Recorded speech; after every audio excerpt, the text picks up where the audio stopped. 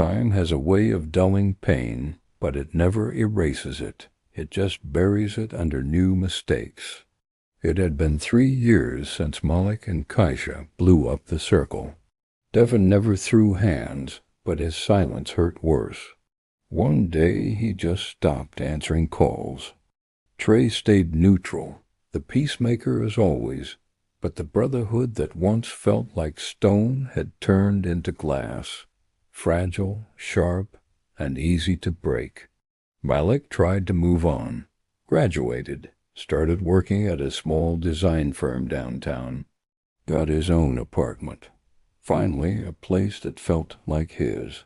He told himself he was growing, healing, but sometimes healing is just hiding your guilt behind new furniture. Then came Aliyah. He met her at Trey's mother's cookout that summer, the same backyard where they once played tag and fought over the last burger. The laughter felt familiar, but time had changed everyone. Devin showed up late, cold as ever. Trey was quieter, older in the eyes, but still solid. And Aliyah, she was the surprise. She wasn't a kid anymore.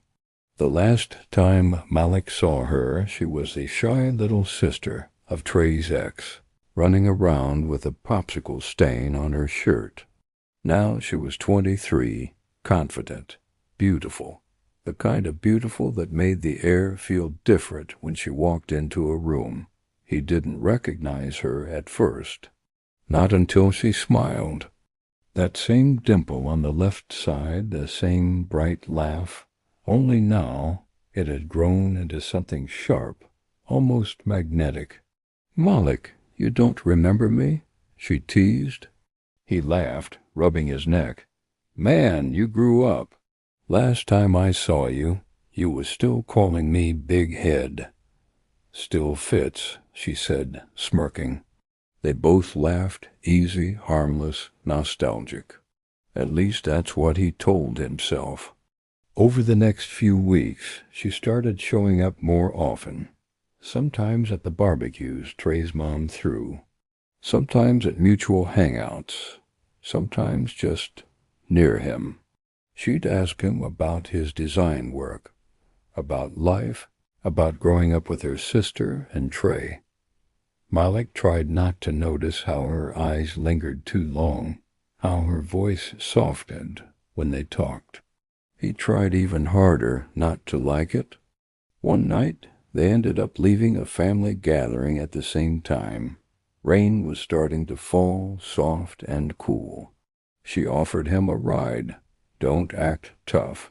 You know you don't want to mess up them sneakers." He laughed, got in, and that was that. Music low, rain on the windshield, the quiet hum of something forbidden starting to breathe between them. She dropped him off outside his apartment, but didn't unlock the doors right away.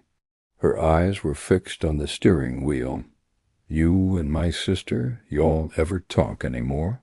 Malik looked at her carefully. "Not really. That's old history." Aliyah nodded, biting her lip. "Yeah, I figured." Then she turned toward him, eyes bold now, voice soft. "She messed that up, you know. She said you weren't ready, but I think maybe she wasn't." He froze. "Aliyah?" She smiled, but it wasn't playful this time. It was something else, dangerous. "I'm grown, Malik. Don't look at me like I'm still that kid from the cookout." Then she leaned in. And before he could stop himself, before he could remember all the reasons not to, he met her halfway. The kiss was quick, hesitant, wrong, but it felt right. He didn't sleep that night. He lay awake, staring at the ceiling, hearing his younger self's voice. "Never let a girl come between us." But this wasn't just any girl. This was Trey's ex's little sister. The one Trey had always looked out for like family. He tried to convince himself it was nothing, a moment, a mistake. But when she texted the next day, "You thinking about me too?" He didn't lie. Weeks passed. They started seeing each other quietly. Coffee runs, late-night drives. She brought warmth into Malik E's life again, the kind he hadn't felt since before everything fell apart. But with every laugh, every kiss, came guilt like a shadow. Trey started to notice. At first, it was subtle. A question here, a look there.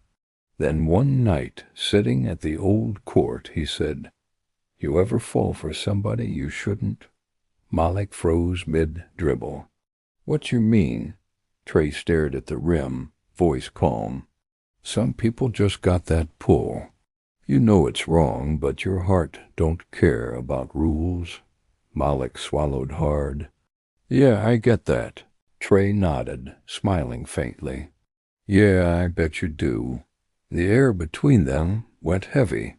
Malik didn't know if Trey was talking about himself or if he already knew. Later that week, Malik went to see Alia. Her apartment smelled like vanilla and rain. She hugged him like she hadn't seen him in years, not days. They talked, laughed, touched, and by the time the morning came, there was no turning back. He lay there afterward, her head on his chest, guilt gnawing at his ribs like something alive. "Do you think they'd hate us?" she whispered. Malik didn't answer at first. Then he said quietly, "Yeah, probably." Alia smiled sadly. "Then I guess we don't tell them." He knew it couldn't last. Secrets never did. But every time he tried to pull away, she'd find a way to bring him back. And part of him didn't want to fight it anymore. For the first time, he wasn't chasing something he couldn't have. It had come to him. And that scared him most of all. As Malik left her apartment that night, the rain started again, soft at first, then harder, and in every drop he swore he could hear Trey's voice whispering that old promise back to him. "Never let a girl come between us."